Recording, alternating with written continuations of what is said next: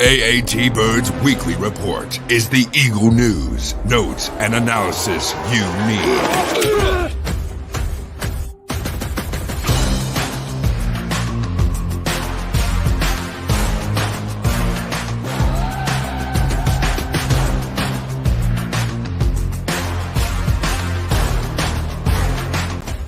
Quick, he's going to go.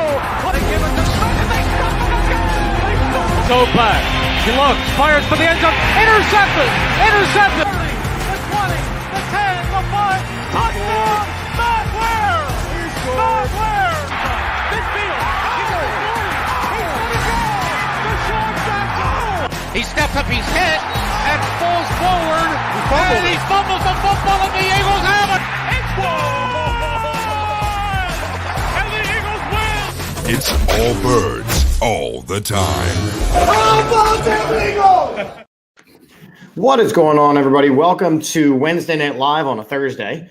This is the All About the Birds weekly report, Opposition Outlook edition. We are hopefully going to be joined by Paul Kuharsky from Tennessee and all things Tennessee in just a little bit. But I am Chip at Chip for the Birds and Umpire Stories, joined as always by Johnny U 9322, and Kendall at K-Beck Eagles. Yes, sir. So we got some Eagles things to talk about. We got some 10-1 Eagles things to talk about. What a game. We're gonna start with a little recap of the primetime, yet another stinking primetime game. I don't know about you guys. We're old men over here. I could really use some bedtime situation. Adam checking in. What's up, Adam? What's going on, buddy? Yeah, but I mean, it was worth it. So just initial takeaways from the game. Kendall, I'll start with you. What was the biggest thing that you took away from the Eagles win over the Packers? I'd say probably the adversity part, because everyone's, from when the Eagles started, 8-0, everyone was like, this team needs to see adversity, they're just, dog walking everybody. And they finally had some adversity and they answered the call. So the special teams didn't put the defense in good position. 33 points is not on the defense at all. I think they actually played pretty good. But, the offense dominated. I mean, we haven't seen a rushing game like that in years. None of us actually have seen that, 1948. So yeah, literally none of us have seen that. So I did start the show by saying we're old men, but let's not say that. You know what I mean? Right. But I mean, you gotta love it because it doesn't matter how you win as long as you get the win. And I think Jalen played a phenomenal game. He had so many great throws, so many great decisions. He was great with his legs, and he's just continuing to show that he's just the guy every week. So, yeah, I think it's an interesting point that you made. Putting up 40 points in the NFL is difficult. Winning a game in the NFL is tough. We know that. Winning 10 games when the NFC East all before last year was considered to be a joke, and now it's the beast of the East. If the season were to end right now, all 4 teams from the NFC East would be in the playoffs. I mean, that's saying something. That's crazy, Johnny. I mean, I know you watched the game intently. We were texting during the game. What did you take away from the game? So watching the game, and what Kendall said with the offense and just right down the field, I know Green Bay. You had the defense step up, some big plays they made to be able to kind of stop what Green Bay was doing offensively with a couple turnovers. But it just felt like when the Eagles got the ball, they were just going to go right down the field. There was no way that Green Bay was going to stop them, no matter what they wanted to do or what they tried to do. And I think that was big and that was great because the Eagles needed that. They need this type of game, showing, hey, they're able to, go toe to toe with a team that's going to throw a tons of offense at you. And I don't want to discredit. I know Green Bay struggled this year, but you can never discredit Aaron Rodgers. I don't care. He has some big throws. Yeah, exactly. He made some big throws, and he still has some weapon. Christian Watson's a very good receiver. He's young, of course. He has some drops, stuff like that, but what the Eagles were able to do causing turnovers, and then being able to just fight themselves back. No matter how big of a punch they took, Jalen went out there, took the offense down the field. And a lot of it is made when you look at a game the week prior against Indianapolis. What was it? It was the offense couldn't quite get it going, and the defense was holding them tough in there, keeping them in the game, stopping them, holding the field goals, big time plays, stuff along the lines of that. This was a little different. The defense itself, they made a couple stops, but they struggled a little bit in terms of stopping the run. They gave up some points, but the offense was going right down the field. So the thing is, you get that with an NFL season. You get that no matter who you are.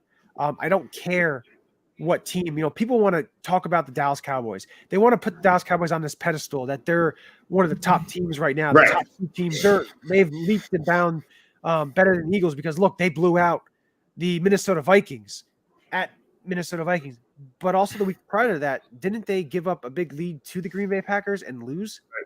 So for me, it's, you look at that, and then even look at Thanksgiving. They let the Giants hold in it. You can't say that every team has, it's peaks and valleys. When you have 17 games now, not 16, 17 games now, you're going to have peaks and valleys. You're not going to be 100% every single game. Yeah, I think it's. Go ahead. Yeah, go ahead. No, go. So there's nothing we should take away is that there was no Dallas Goedert. And for the offense to put up 40 points without Goedert speaks a lot. I mean, granted, a lot was on the ground, but we can't discredit that throw Hurts had, that back shoulder throw to Quez. To put up 40 points without Goedert, it makes you think like, oh, what could that game have been even with Goedert? You know what I mean? So it's nice to know this offense can put up points even without one of their most important weapons.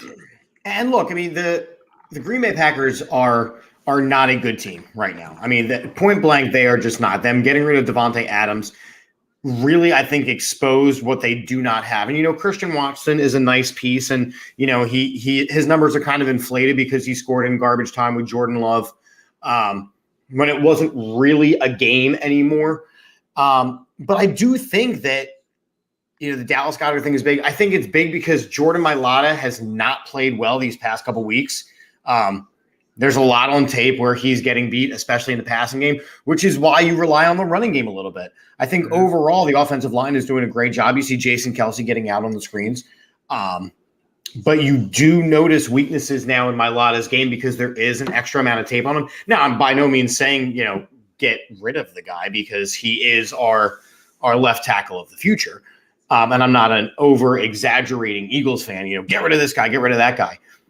But I do think that it is a concern. I think that, he's got to go back to Stoutland University. It's only non-exaggerate, when it comes to Dallas Goedert. Then he becomes super, Sorry, Listen, no, my thoughts on Dallas Goedert. I think that he is an upper echelon tight end, but he is not a top tier tight end. I think if he were to stay healthy, you're having a different conversation. I think that if he was to not have a bad drop every single game, you're having a different conversation. But you cannot discredit what this offense looks like without him. Grant Calcaterra had one catch for -2 yards. Stoll's more of a blocking tight end. So he's a blocking tight end. You didn't even see Stoll on the book, on the stat book. So I do think that this team is it's got a lot of good things happening. I think that the Packers win was a huge win. And I think that 10-1 is pretty awesome. But I do like to look ahead to the future. And we are so very happy at this point, when we look to the future, to be joined by a gentleman who is, I'm just going to call him Mr. Tennessee at this point. So Paul Kuharsky is this guy who wrote for ESPN. He's on the radio. He writes for he writes for paulkuharsky.com, which is all Titan stuff. He's got, I think, over 100,000 followers on Twitter. So this guy's pretty good. Paul, thanks for joining the show. It's Eagles Titans week. Thanks for the hype. It's a little much, but I'll take it, I guess. Listen, we appreciate your time, and I think we want to jump right into it because there's a lot of cool things going on with this matchup specifically, and we kind of wanted to pick your brain a little bit. So can you do us a favor and from the Tennessee side of things, kind of recap the season a little bit, especially compared to what's happened versus expectations for what the season was going to be and what's kind of transpired. I think this was largely the expectations, a lousy division, and they're the most talented team in the division. I wasn't buying the Colts. I wasn't buying Reich. I wasn't buying Ryan. I'd take Tannehill. I talked to scouts in the offseason who said they'd take Tannehill over Ryan, at least by a little bit, based on mobility and age and speed, at least, and surroundings. I didn't think the Colts did enough at receiver and defensive back. Titans didn't do enough at receiver either. But they're not as good. They weren't going to be as good as they were last year, where they played really well and had earned the number 1 seed in the AFC, even though nobody really believed, nobody outside certainly believed in that standing. And then the Titans kind of validated that by bombing out in the first round when all they had to do was beat Cincinnati at home and they would have hosted the AFC Championship game. Right. But they talked about being great around Ryan Tannehill. Not necessarily that didn't mean going and getting better people, but it meant playing great around him, supporting the whole thing. They traded AJ Brown without putting up much of a fight. Thank you. They got worse on the offensive line. Not that Roger Saffold needed to stay because he was having shoulder problems, but they didn't do much to patch that hole. They didn't do enough to fix right tackle. They didn't have a backup plan for Taylor Lewan, who got hurt again. And while the defense is very good, the offense, the run game's having troubles right now with these kind of 6-1 fronts that people are throwing at them. So they've beaten bad teams, which they've gotten better at because usually they blow a game against somebody bad. But they haven't beaten anybody that currently has a winning record except Washington, and Washington was 1-4 when they beat them. So they lost to Kansas City, though Malik Willis was playing. They got destroyed by the Bills in week 2.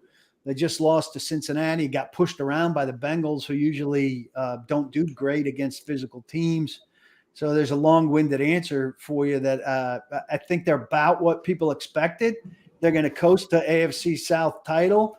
They're going to get back to a mid-January game and be right back where they were last year, where everybody's going to get another look at Ryan Tannehill as a playoff quarterback. So going into the season, I personally was not too high on the Titans. With the loss of Brown, I thought that was pretty significant. You guys started out 0-2, and you guys have bounced back now. We're 7-4. I think that goes a lot of credit to Mike Vrabel. He's a great head coach, and he always seems to have you guys in the right position. The player that stands out to me the most is Jeffrey Simmons, and I noticed today that he's going to be maybe, I guess, questionable going into Sunday because he didn't practice today or yesterday.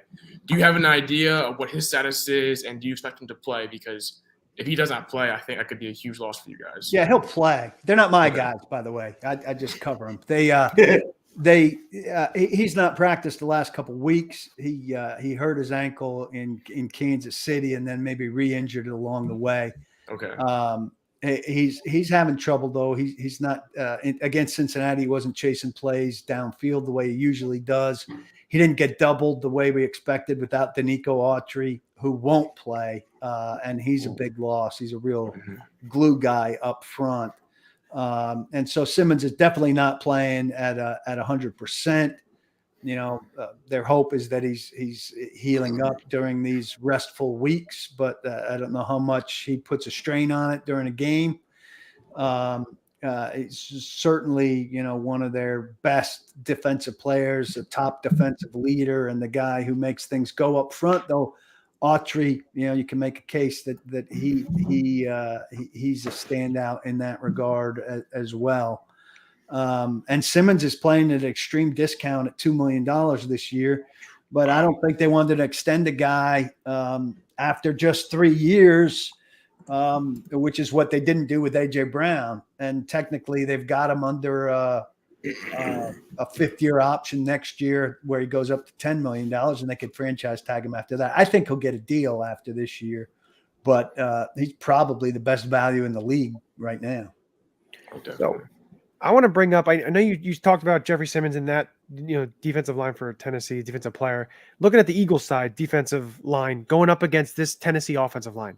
You noted the losses that they've had in terms of who left via free agency, who left via injury, and what they have currently right now. I know Ben Jones is practicing, so it looks like he will be playing, which is big for them. But when you look at the rest of the offensive line going up against this Eagles defensive line, what do you think in terms of the matchup there with Derek? Because Derrick Henry is their star to be able to block and open holes for him. Yeah, definitely should be advantage Philly. I would think, they're looking to run it and to get rid of it pretty quickly. They want ideally for Tannehill not to throw it a lot. Ideal numbers, 24, 22, 18 ideal. But with Ben Jones coming back, he's not super powerful, but he's super crafty, knows how to hold and get away with it, leads the group. They had some bad snaps last week with Aaron Brewer, the left guard, sliding over, bad shotgun snaps. But the problem is that Nate Davis, who's probably their second best offensive lineman, the right guard, showed up on the injury report today with a knee injury and didn't practice. So if he's out, that would be really bad news. Their interior three has done a pretty good job. So Aaron Brewer, who's an undersized left guard, very smart. Ben Jones with the craft work. Nate Davis, who's due for a new contract, who was a third rounder. Pretty solid. Right tackle's a rookie, Nicholas Petit-Frere out of Ohio State. Run game, not bad. Needs some help in pass pro. Left tackle's a disaster, Dylan Daly. They traded for him from Carolina to shore up kind of the swing tackle position, and they turned to him when Juan went down without really giving anybody else a try there, including Dylan Radins, who was a second rounder, who was drafted to be the right tackle after they botched the Isaiah Wilson pick, who was drafted to be the right tackle. And now they've spent a first rounder, a second rounder, and a third rounder. Finally got a right tackle in Petit-Frere as the right tackle. The second rounder's a backup guard and didn't even get a chance to really compete for right tackle, better yet, left tackle when they're in a jam. So they've got problems up front. And I would think Philadelphia's got a big advantage there. They're capable of having a good game, but I think even in a good game, Philadelphia will have big moments. Yeah, I think you hit on a lot of stuff there. One of the strengths of the Philadelphia Eagles is the defensive line, specifically the defensive tackle spot. But we saw in the one loss with the Eagles that their weakness was when a quarterback gets rid of the ball quickly, what ends up happening. You also mentioned a lot about draft stock and positioning. One of the things that I don't feel like the Titans did very well in the draft this year. Again, this is just from an outside perspective. I want some of the way in here.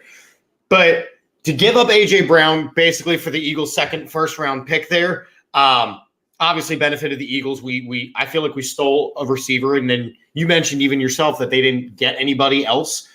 But you did pick up Malik Willis. Thoughts on that draft pick? Because if you look at the quarterback that's currently playing and Malik Willis, the styles are very different. I know Vrabel came out and said a bunch of stuff early on that Malik Willis wasn't really ready. And Tannehill just spent a couple weeks where he was hurt, so you saw a little bit of Willis. How is he stacking up to all the hype that was surrounding him in the draft? Yeah, well, if he's the starting quarterback on opening day in 2023, the Titans are in rebuild mode. Right. And getting as clever as they can be and more Derrick Henry reliant than they've ever been. Right. Which would be the wrong direction to go because people are starting to catch up to Derrick Henry a little bit. He just came off his worst November. We'll see what he can do now. But with these 6-1 fronts, the Titans are due to make a counter move now. We'll see what they come up with. He's got the third best since 1950, the third best December-January per game average in the history of the league. We'll see if he could get back to that. But, he was I don't know if you saw either game. He played against Houston, which is a pushover game for the Titans. Yep. and against Kansas City in prime time. I think he completed 11 passes in those 2 games. Can't throw over the middle of the field. Very reluctant to throw at all. Very hesitant on should I run, should I pass. His height deficiency showed up, and he's just a long way off. And I think even a spectacular offseason geared, completely around him. He just needs game experience. To me, he needs game experience to get to a point where they could judge if he's an NFL quarterback or not like game experience to get to the point where they're comfortable with him as their starter. Game experience to get to the point where they could decide if he is, an NFL quarterback, backup starter, whatever. So I think Tannehill is going to wind up probably getting an extension this offseason to lower an incredibly high cap number. I think it's $36 or $38 million. And they've got money issues after this year that probably cost them Taylor Lewan, Robert Woods, Zach Cunningham, maybe Bud Dupree, and mean that they got to draft better. This last draft, not terrible. The rookies have been called on more than usual. Right. But the 2 drafts before that, really poor. You got to go back to the Simmons, A.J. Brown draft, which was, terrific, except for the fact that one of the terrific guys was gone after 3 years at a position where you've sucked, frankly, for 25 years, and you finally get an ace, and he puts some pressure on you, and you say, okay, we'll trade. Right. And for almost nothing, too. I mean, and that's one of the interesting things. I mean, look, we used our first-round pick on a guy who's already been in the league in a position that we were at deficit in. So I do think that's an interesting point.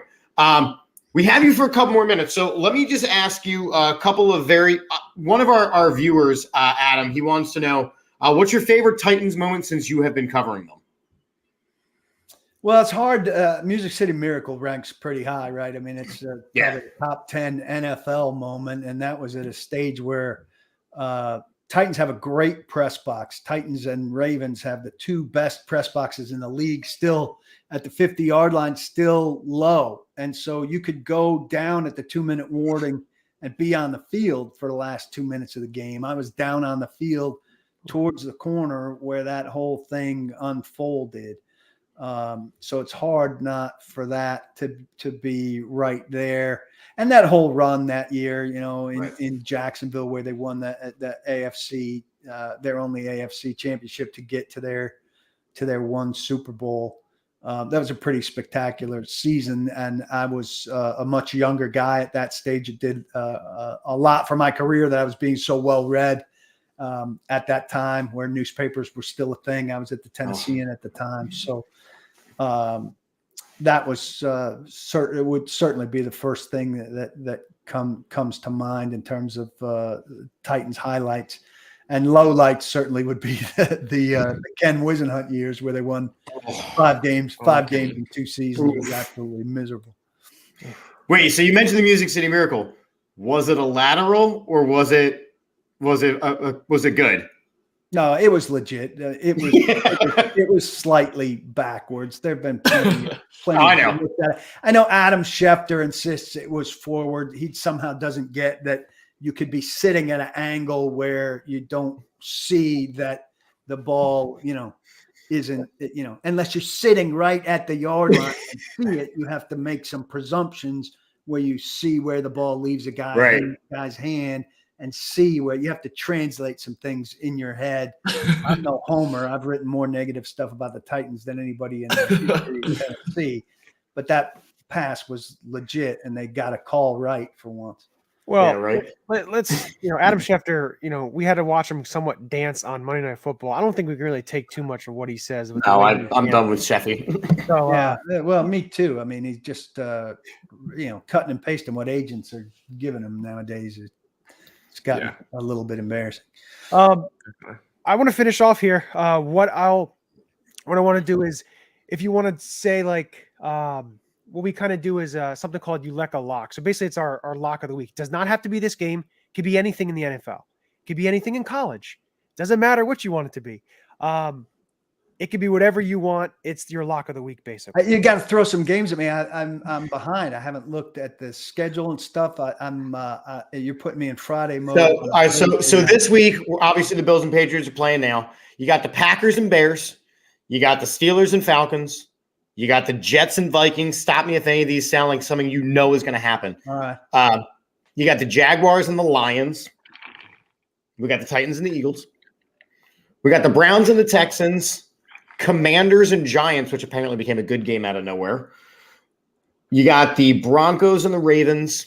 I'll take the unders across the board on Deshaun Watson, and I'll take the Browns to beat the Texans. I think he's going to come back rusty as hell. I think he'll Hasn't look played in 3 years. terrible, and I think any of the hype, there's got to be all kinds of mental strain on him. His press conference yesterday or today was disaster. It hasn't gotten better in the month that he had the last press conference. Yeah, this whole thing's a disaster. I love when a guy, is so focused on the game plan that for the 5 minutes that he's speaking, he's incapable of speaking about anything except that focus on the game plan. It would break his whole week if for those 5 minutes, for 24 hours a day, guys, this week, he is incapable of anything except talking and focusing about that game plan. He's probably not going to the bathroom. That's how focused he is on the game plan. That's fantastic. He's had 11 weeks to get ready. So yeah, he should be ready. Yeah, he should be totally able to have 10 minutes. He should be ready and relaxed. About massage. I got one question for Paul. I want your prediction for Derrick Henry rushing yards on Sunday. I'm terrible at stuff like this. I don't think he'll have a particularly good game, but I can't give you a number. I would put him in the like 60, 70-ish department. And I don't have a good feeling about them. I for a long time had been saying I thought the Cincinnati, Philadelphia, Chargers, and Dallas 4-pack of games down the stretch for them was going to be trouble and tell us more about who they really are.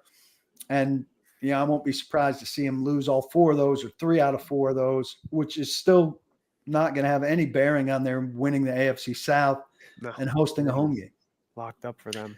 So, Paul, we want to thank you for your time. Why don't you plug some of your stuff? Tell the people where they can find you, some of the things that you do, and then we'll continue going, and then you are more than welcome to sign off. All right. Well, it's strictly paulkuharsky.com. And come by, check that out, and follow me on Twitter at Paul Kuharsky NFL, where I'll steer you to everything I'm doing and talking about. And simple as that. I appreciate the invitation. I enjoyed chatting with you guys, and I'll see you down the road. Maybe I'll see some of you up there this weekend. I rescheduled my flight Saturday, boys, because Beautiful. I root for 3 teams in my life. Okay. You're not going to like one of them for sure. The New York Yankees. I grew up in New Jersey. United States national teams in soccer, men and women. And I adopted Chelsea a couple of years ago when the Titans went and played in London. And I took my family and we went and saw Chelsea and Manchester United at Stamford Bridge. And so I cannot miss a U.S. World Cup game. I was going to be on a flight, and I've spent some money to not be on a flight and watch with my family. So my mood for the weekend will all be about how well I'll say we on that. That one we can say we on that game. That's we, my team, and we America. There we go. I love it. That's fantastic. Well, again, Paul, thank you so much for joining us tonight. And, we'll like we said, we'll see you down the line. Good to be with you guys. Take care. All right. And I'm going to play the commercial. Play the commercial spot, and then we'll get back into it. AAT Sports Network is brought to you by Vinny's Pizza and Restaurant, located in Allentown off the Iroquois Trail. Visit them at vinnyspizzapa.com today. Stuffed to the Grills, also located in Allentown off the Iroquois Trail, offers a unique twist on the traditional sandwich shop. They will cater to your every need. www.stufftothegrills.com and get your grub on. Doan Distillery, crafted cocktails assembled the way you want, located in the Trolley Barn at 116 East Broad Street. In Quakertown, they relax and have a cocktail, and you should too. I thought it was really interesting that he is not as nervous. Like, he is convinced that the Titans are going to have a struggle of a game, whereas I'm sitting here actually a little nervous. Oh yeah, I don't have a good feeling at all, and that's why I asked him about Derrick Henry because and that's my concern. So when we shut down Aaron Jones, but the Packers team is not fundamentally a running team. The Eagles did okay against Jonathan Taylor outside of the first quarter, but again, that's a fundamentally running team, and the Colts team is not as good. I think that this Titans team is primed to run really well. And as I mentioned straight out to Paul, if Tannehill gets the ball out quickly, we are in trouble. Because when we went against the Commanders with Taylor Heineke at quarterback, that was the game plan. Carson Wentz holds the ball too long. We blitzed his ass off and ended up getting 9 or 10 sacks, whatever it was. Taylor Heineke gets the ball out quick. We lose that game. Tannehill is getting that ball out quickly on Sunday. So the way that I look at this game, you looking at the offensive line of Tennessee, and I feel the Eagles right now. Jordan Davis is on pace to be back. It looks like he's practicing, which is huge. It's it's very big. Sorry, I'm getting over something, so I'm coughing, sniffing like a monster over here. But my thing, looking at the offensive line of Tennessee, it isn't as strong. Ben Jones being back for them does help, but like Paul said, if Nate Davis is out, that's their second best offensive lineman. And with what the Eagles have with Linval, Joseph, and Sue, and Cox has been playing. Cox played very well Sunday night, getting limited reps, being able to be fresher. You have Hargrave there. This defensive line being able to cause some havoc and be able to get, not my worry, I guess we would say, would be too much over pursuit to try to stop Henry. Mm-hmm. They miss an angle. They miss. They open up a lane where somebody should be, and he gets going. You've seen him. You've seen what he does. Well, we also are not the best tackling team. Well, that's the issue. You look at our corners specifically because it goes back to the Ed Reed Blankenship. I'm not even worried about Blankenship. We know that he's going to be what he's going to be, and we're going to talk about that in a second.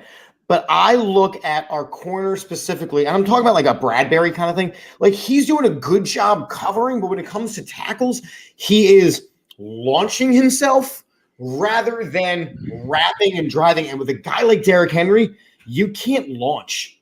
You have got to gang tackle this dude, and I am worried about tackling of this Eagles defense. Well, the thing about the defense is that, number one, I've said this since the jump, they're not a good tackling team. They cannot stop the run, even if they know it's coming. They cannot stop it, and it is coming on Sunday. I don't know why the Packers did not run the ball more than they did not on Sunday, because AJ Doan had maybe he finished with 64 yards. Yeah, and he only had a few carries, and you have to feed him. And this thing about the Titans, they do not pass. They are not going to pass against this defense. Traylon Burks and Robert Woods are not going to get open against Slay and Bradbury. They have Derrick Henry. They know this rush defense is bad. And like Paul said, their interior offensive line is good. And, Jordan Davis, even if he does come back, it's going to be on a limited schedule. He's not going to be playing, 30. He's going to play exactly what he was playing before, which is not enough. And so with the run defense, you need to make sure you stop Derrick Henry, because if you do not, it's going to be a miserably long day. And I understand we have, Linval, we have Sue now, we're going to have Davis coming back, Fletcher's coming, is on, limited snaps than what he has before. But I fear the tackling is going to come back and bite this team in the butt, because if he gets past that front, he's gone. Because there's nobody in the secondary that can tackle him. Marcus Epps is too small. I think Reed was probably a better tackler than CJ is, truthfully. And it might be a bonus that CJ is not playing this game, because CJ, as good as he has been, he is not a great tackler. So maybe Blankenship can be a better, force up front, but we'll see what comes with the defense. But if they do not stop the run, it's going to be a shootout if that's the case. And what I'm looking at too also is the defensive side of the ball of Tennessee. Danico Autry is most likely not going to play. He's right now probably one of their best pass rushers, aside from Bud Dupree. Harold Landry has been out since the beginning of the year, tore his ACL, I believe, or his Achilles, and he's been out for the year. They lost Zach Cunningham, their inside linebacker, week 10, so he is now gone. Caleb Farley, one of their corners, they lost him week 10. So you're looking at their and Elijah Molden, their nickelback, is on the injured list as well the last 2 weeks with a groin issue. So looking at their defense of side of the ball, they're very good defensively in terms of run defense and what they do. But when you look at their pass defense, it's god awful. They are the 28th in yards allowed, and they are tied for the 29th in pass touchdowns allowed, which to me points out, yes, the Eagles are still going to probably try to run the ball with what they've been doing in recent weeks. But when you have A.J. Brown and Devontae Smith and Quez Watkins, they're going to be able to try and utilize these weapons and be able to open up the Titans defense. Especially if they want to run the ball, I expect them to open up the Titans defense to be able to give a lot of one-on-one type of stuff and not have the Titans stack in the box or anything along the lines of that. But I did also see on Twitter, if you guys don't, Honest NFL is an account that's really good. He's awesome. He mentioned about the Titans, and they're great against the run defense and everything that they do. But again, they haven't played a quarterback like Jalen Hurts in terms of a +1. A run game +1, which is the quarterback is the +1. Mm-hmm. And what Jalen Hurts is doing, he had a record 157 rushing yards, an Eagle record 157. Randall never did it. Mike never did it. Donovan never did it. So something like that, and he had 103 yards in the first quarter, which is insane. And that it's going to be big because I feel if the Eagles are able to put up 21 points, I think they're going to be able to win the game because I don't think Tennessee is going to be able to go back and forth. Tennessee, what they're going to want to do is what the Washington Commanders did. They're going to want to run the ball. They're going to want to control the clock. They're going to want to not have Jalen Hurts out on the field. And the way you stop that is Jonathan Gannon and the defense have to scheme something together to be able to get off on third down. And that's the biggest thing right there. If there's one thing, I think the other thing that we haven't even touched on though, besides all of those points, which that's the football side of things. The things that we haven't talked about though are the emotional pieces. Number one, you have with Sirianni and Vrabel, two young coaches who have had a decent amount of success early on in their careers. Both are going to want to try and one-up each other. And we know that Sirianni is a very passionate guy. So as this game goes on, you're going to want to see him really competing. But A.J. Brown demanded a trade away from this team. This is a team that cannot stop the pass. I fully expect A.J. Brown to have that game that we have been waiting for against his former squad, simply because it's his former squad and he wants to show, oh, cool, you guys just want to cut me? All right, what do you have to replace me? Nothing. Guess what? These are my new guys. If the game plan is not to get the ball to A.J. Brown for at least 10 catches, I'd be shocked. I do think this is going to be a very pass-happy game. I don't think the Eagles will be able to run at all. They have a great front. They have a great linebacker, David Long. If Simmons plays, whether he's healthy or not, he's right now he's playing like a prime Fletcher Cox. He's a force, and you're not going to be able to block him because he's just a large human. But I had a tweet earlier that said that Titans are 31st in yards allowed per game. This could be a big game for Quez Watkins, their slot corner. What's his name again, Johnny? Elijah Molden. Yeah, Molden. He's allows like 6 catches per game. And if Quez is in the slot, he's going to cook him. And I think this would be a big game for, even Smitty in the slot. Obviously we want Brown to have that revenge game. But listen, like if it's not there, don't force it. Take what you can get. And, this is a big game for Jalen too, because, everyone wants to criticize him for not passing or not having. How are we still criticizing him? How is this still happening? If you're sitting here saying that Jalen isn't good enough passer because he doesn't have this set amount of yards, it's like you might be watching the game, but you are not watching the game. Like you don't understand. He is leading this team to victory every single week. The game against the Colts, he led them to victory. The game against the Packers, he led them to victory. And I know even the AAT Birds page put Miles Sanders as the player of the game. It's not true. It's Jalen Hurts. Jalen Hurts led the team. Listen, I want to give Miles Sanders his credit because also great. Listen, give his credit. Hold on. Jalen Hurts is the player of the game. Maybe I should have put the player of the game. Maybe I should have put the woman that on Twitter that with Miles Sanders. I don't know if you saw that. I'm not going to get into that. Funny.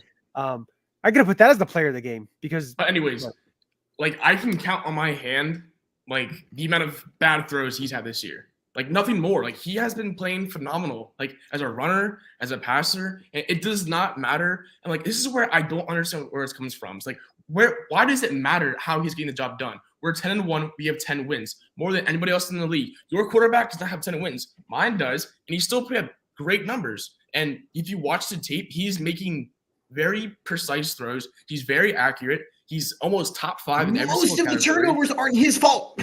And that's the thing. He doesn't even turn over the ball. Like on top of everything else, he's not even turning over the ball, and he's playing at a very high level. And I was his biggest critic in the offseason because he looked like absolute dog water, against Tampa, and he has answered every single question. I won't even say I was a critic. I was a skeptic. So, how about this? You look at Jalen Hurts.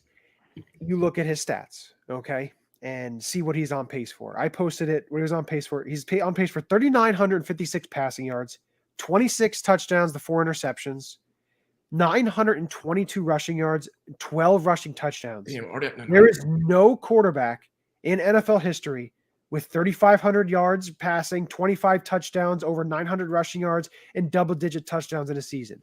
Not Lamar, not Cam Newton, not anybody. You can name them. Go down the list. Take a look. Not Randall. Nobody has done that. I have nothing to say. So I remember last year when the Eagles had like that 5-game stretch where they had over like 220 yards rushing. Like everyone said, that isn't like, sustainable or they can't continue to do that. What's crazy to me is that they continue to keep winning running and they're finding different ways to keep winning. And it's like, it's sustainable. Like what Jalen Hurts is doing is sustainable and it's being shown. Like after what is it? The Bucks lost. No, I forget what game it was, but this team continues to win, and Jalen is doing everything he can, and he's answering every single bell, and it is sustainable. It might be, for the long term, in 5-10 years, might not be rushing for 100 yards a game, but for right now, for the next 4 years, this is allowed. Like, he can do this every single week because he's built for it, and he's only 24 years old, and he hasn't even scratched his prime yet. So I want to bring this up because it's pretty interesting. When you look at the rushing, not the evolution of the rush game again, but the rushing. Well, Johnny. He couldn't even make his point. That's how I think the point that Johnny was going to make is that the rush game has made a resurgence, which is crazy considering the fact of how they say over and over again that, you don't want to draft running backs. You don't want to do this. You can't win by running in the NFL. And it's proving just not to be true. What makes it work is the fact that you're controlling the clock. So yes, we put up 40 points, but we outscored them. We outheld them with the ball. I mean, this Eagles team was able to do everything that they needed to do because of the running game. And that's the thing. That's what makes great teams is if you are able to win in different ways. Like, I guarantee you, if the Eagles win on Sunday, it's from passing. They're not going to be running the ball, and they're not going to be, winning that way. The way they won on Sunday against the Packers was putting up 360 yards. And right now they're going to come back this week, and I'm willing to bet they're going to come back and win by passing. And so great teams are able to win in different ways, and that's what separates, your average Joes from the elite teams. That shouldn't be criticized as if, it's like a weakness or they can't do this and that. It's like, no, if they can win in this way, they're going to do it. And if you don't like it, catch up because we're at 10 wins and you're not. So what I was saying before I actually hit the power cord and cut myself off, looking at the evolution of the run game. Can you hear me? Good? Yeah, you're good. Keep going. All right. So the evolution of the run game, and a lot of successful teams. You look at the top of the NFL, and I want to go more to the NFC because the AFC is a little different with their pass game and everything. But you're looking at the San Francisco 49ers, who also has a good defense. The Philadelphia Eagles, who many may think the defense is an issue, but again, it's still ranked as one of the top defenses in the NFL. The Dallas Cowboys can run the ball. They have a pretty good defense as well. The New York Giants can run the ball. The defense is okay, not bad. They're pretty good for what they have. They're pretty good. The Washington Commanders can run the ball and do things like that. Their defense has been playing exponentially better in recent weeks. But it just shows you that a lot of these teams who have really good defense go into they're able to run the ball. And it just seems like the old smash mouth of look at the Tennessee Titans, who the Eagles are playing. And it kind of rolls it back into this. The run the ball, the smash mouth type of defense. Yes, a lot of people say that can't win you anything in the league. But again, if you're able defensively to get off the field, to be able to force teams, and you're able to control the clock and run the ball, it means a lot because you have the ball. The other team isn't able to get on the field. And what happens when you go and play a team like the Kansas City Chiefs, who the Tennessee Titans only lost by 3 points with Malik Willis as quarterback, because what did they do? They controlled the clock. They let Patrick Mahomes sit on the sideline, and that's how you beat teams like them. That's how you beat teams like Buffalo and these high-powered offenses is you keep them off the field. And that's why some of these teams in the NFC are tough when you look at them, because the Eagles have the Giants coming up. They have Dallas coming up. So for me, it's just looking at this game and what Tennessee does. I don't want to see a rematch. And this kind of gets me into, we can get into our predictions and stuff. I don't want to see a rematch or a remake of what I saw that Monday night in Washington. Right. So Paul made a good point about first of all, I was very alarmed as to how Paul seemed very as if Titans had no chance. He seemed as if kind of down on them. And all week I've had a pretty bad feeling about the Eagles. And the Titans do not have, this is to Paul's point, the Titans do not have a decent win. Their best win is maybe against the Packers and maybe the Commanders, but that was a Carson Wentz led team. So it's yes, this is 7-4 team, but what win sticks out? They don't have a win that makes you think, oh wow, great win. They held with the Chiefs too, but I have mixed emotions about this game, and in my opinion, it's either going to be Eagles by a blowout or the Titans win. There's no in between for me. So with that, I think it leads us right into the predictions and the locks. We'll start with last week's. Get into. But you gotta do the thing with the videos and the things. Do the things. I know. Calm down. Do the things. I like the sounds. Do the things. I know you like the do sounds. the things. It's time for the Ulecka Locks of the week. Who's your lock? Who's your daddy?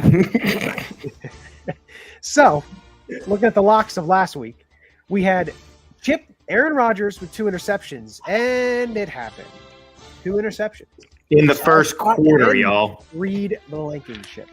I had Brandon Graham getting his first sack on Aaron Rodgers, and he did have a half a sack, which still counts as a sack, which means I'll allow it. So that's correct as well. Kendall, you had Smitty and AJ 50 yards and a touchdown apiece. Unfortunately, Smitty had 50 yards, didn't have the touchdown, and AJ had the touchdown, but only had 46 yards. So close. Tough scene. But not there. And then our guest last week had the Eagles winning, so he got that correct. But that leads us into the locks of this week. We'll start with you, Kendall, since you didn't get last week. We'll save the winners for last, the best last. Oh, there's some shade, huh? Yes, But yes, yes. we're gonna give it to you for the first lock of the week. So to my point earlier, we didn't really touch on Chauncey Gardner. we did not. He, yes, is a big loss in a sense of like, secondary and making plays and, creating turnovers. But to my point earlier, he is not the greatest tackler. He has struggled to make tackles. There's times where he's a big hit. There's also times where, he's just getting bounced off of players. I think this stretch we have with the, Titans, Bears, and Giants, I think it's nice that we have Blankenship in there because he's more of a physical, tackler. And so my lock of the week is Blankenship to have 10 tackles on Sunday. Ooh, I like that. A little spicy, I am terrified by that because if Blankenship is making 10 tackles, that means that our defensive line and our linebackers have let Derrick Henry get way too far. Or just play up Breed, let Marcus play free up back in the secondary, and let Breed make some plays. So, Chip, what do you have for your lock of the week? I'm an emotions guy. A.J. Brown, 100 yards receiving and a touchdown. I like it. I like that too. So, my lock of the week, I'm going to stick with this game as well. And I'm going to go with Jalen Hurts. People complaining that he doesn't pass the ball enough. He doesn't have enough passing yards. I'm going to say he's going to have over 250 passing yards and 2 touchdowns. Oh, he's clearing 300. Hey, you had that's your coming to lock. A.J. Lock Brown. that so. up too. You can't make 2 locks because you got last week wrong. You're not trying to backtrack yourself. You think he's overcompensating for something? Well, fuck. I'll put Hurts over 280. Is that better for you? I like it. 275. All right, 275. See, look, you're helping me. So when I get it wrong, I can blame you. Yeah. So that's our locks of the week. Now we're going to get into the predictions. I'm going to start with you, Chip, on your prediction for this Sunday, 1 p.m. I do think the Eagles are going to win this game. I think it is close, a little bit closer than we would like because it is going to be a physical game. The Eagles are going to attempt to run the ball for a while until they realize that they can't. And then we'll start to pass, and that's when they'll open things up. So I do think they win. I think it's uncomfortable till about the fourth quarter where I have the Eagles winning 30-17.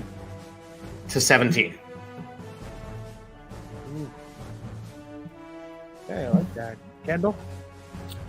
So I've had a bad feeling all week, truthfully, about this game. And I have only picked the Eagles to lose once this year, and that was the Vikings. Clearly, I didn't age well. I do think it's going to be a high-scoring game, even though these defenses only average to let up 20 points a game. I think this is how I felt all week. I think Henry's going to go for 200 yards. I don't feel good about our run defense. They're not going to pass the ball because their tackles are not good. And if there's a strength that we have, it's our edge rushers. So I don't think Tennessee's going to give, Jonathan Gannon that defense the opportunity to, get sacks and, create forced fumbles with Tannehill.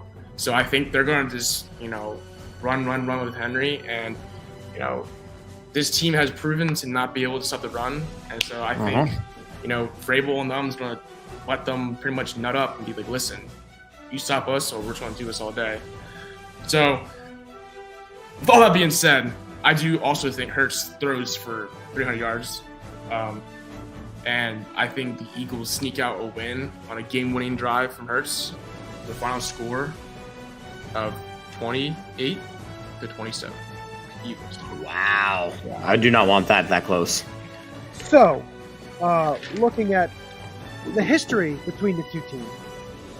So, when this team was the Houston Oilers, they did not play the Tennessee Oilers. They were 6-0. Since they moved to Tennessee, they are 1-5, 7-5 overall.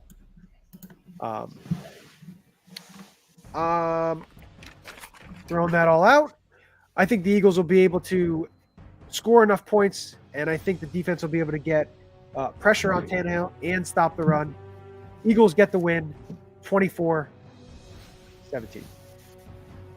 All right. Which Cool. 11-1 sounds pretty delightful. 11-1 does sound delightful, especially coming up to some of these games that we do have coming up. We don't know what the Giants have. We have not played them yet, and somehow they've just won games. 38 and Titans 24, so pretty high. That's a lot of points. It should be noted that this is the last home game that we have for a while. We have a big 3-game road trip. Yeah, we're about to take a road tour. Yep. And big time. It's going to get, we have a tough schedule coming up. Everyone said, Eagles have an easy schedule. I mean, the Bears with Fields, the way he's playing, they look good. I'm actually not worried about the Bears because the only thing they have is Fields, and he's coming off of shoulder injuries. Well, if there's one thing the Bears are decent at doing is rushing the ball. And if Fields can run and they can get Montgomery going, I mean, who knows? And then Saquon's looking somewhat back to his old self this year. And then that Christmas Eve game against Dallas is going to be something else too. So, we got a big stretch, and this is kind of a must-win because preferably I would imagine we're probably going to lose one in that 3-game road stretch. And I think if there's a game. Go ahead, say it. Say what you're about to say. I know which game you're picking us to lose. I'm not saying anything. I know which game you're picking us to lose. Wait for that episode. Wait for that episode. You're putting coal in my stocking. I'm not saying anything. But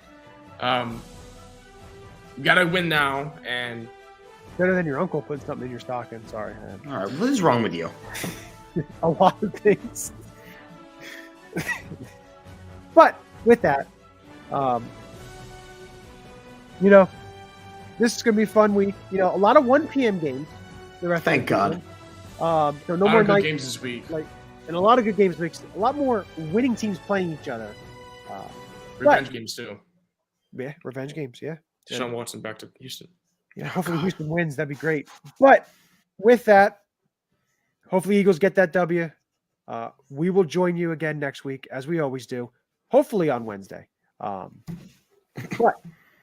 with that, we'll give a happy and very cheerful Go Birds. Go Birds. Go Birds.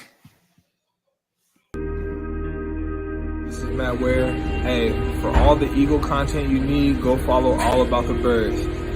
They do a damn thing. Check them out. Hey, Eagles fans, I may be in Tampa, but I know where to find the best Eagles content out there. Check out my friends at All About the Birds. Philadelphia, what's up? This your boy Freddie Mitchell, a.k.a. Fred X. It's all about the bird. All birds all the time. All birds all the time. All About the Birds provides you with weekly analysis, game recaps, informative interviews, and it's all birds all the time.